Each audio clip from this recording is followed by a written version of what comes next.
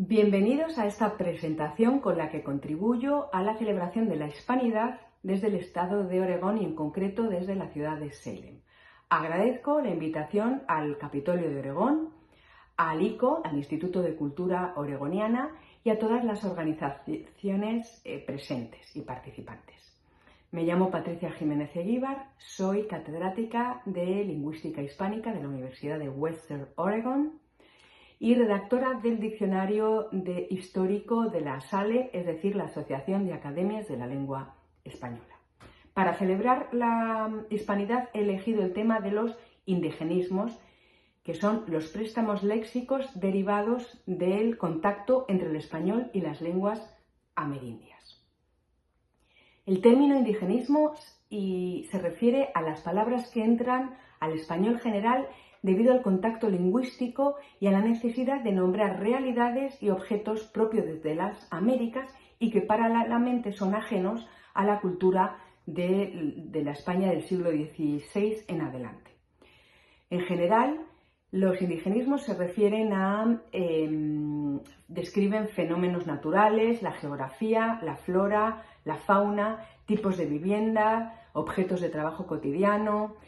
tipos de vestido o accesorios para los que el español de ese momento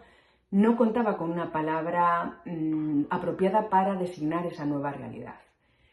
Los indigenismos no son exclusivos del español, sino que son comunes a la mayoría de las lenguas de la comunidad internacional, porque como ustedes todos saben,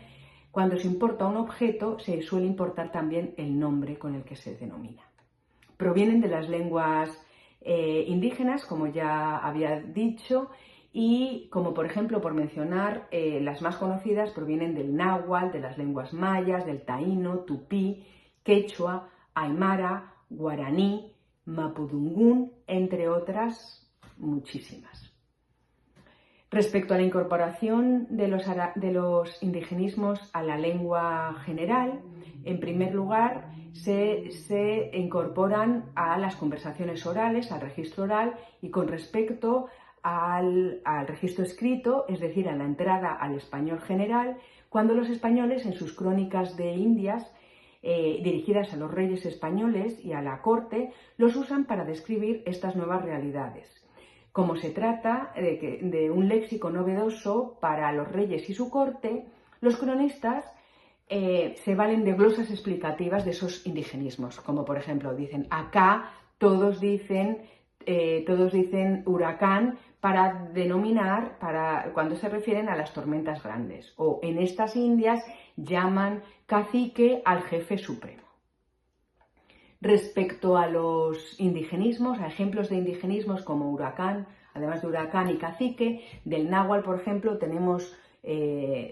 vamos a ser un poco reduccionistas, vamos a citar solo unos cuantos, por ejemplo, el cacahuate, chocolate, aguacate, el tomate, es decir, muchos de ellos acaban ate, aunque no exclusivamente, como por ejemplo popote o elote o ají, coyote o quetzal. También del taíno, además de cacique, tenemos canoa, hamaca, maní, maíz, guajiro, jíbaro, etc. Del quechua, por ejemplo, está la pampa, el mate, el guano, la alpaca, la palta, es decir, el aguacate, la papa.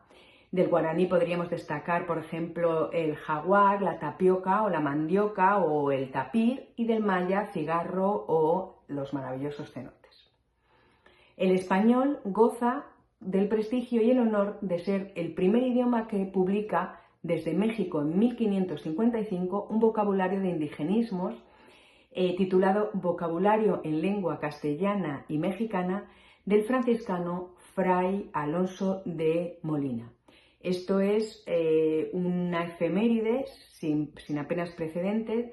porque se trata de un diccionario de indigenismos y háganse ustedes de indigenismos del náhuatl y háganse ustedes cuenta de que el español también es la primera lengua romance que tiene un diccionario, lo publica Nebrija en 1492 y es decir, el diccionario de indigenismo se publica 63 años después, que ahora nos puede parecer muchísimo tiempo, pero en esa época es algo sin precedentes. Son importantes porque son reflejo de la rica y larga trayectoria del español, lo enriquecen, lo hacen más dinámico, más diverso, dan constancia de la globalidad del español internacional y son asimismo un ejemplo sin par de las confluencias históricas que sitúan al español como una de las lenguas más habladas fuera de su área de nacimiento. Si tuviera que elegir uno, elegiría apapachar, porque no es un simple equivalente a abrazar, sino que cuando uno apapacha no solo es una dimensión física como la del abrazo, sino que además se apapacha con el espíritu y en el alma, con una simbiosis empática, reparadora y cósmica, ¿no? Y entonces ese matiz semántico que le añade el indigenismo a apapachar me parece espectacular. Y con este apapacho virtual me uno a esta celebración de la hispanidad,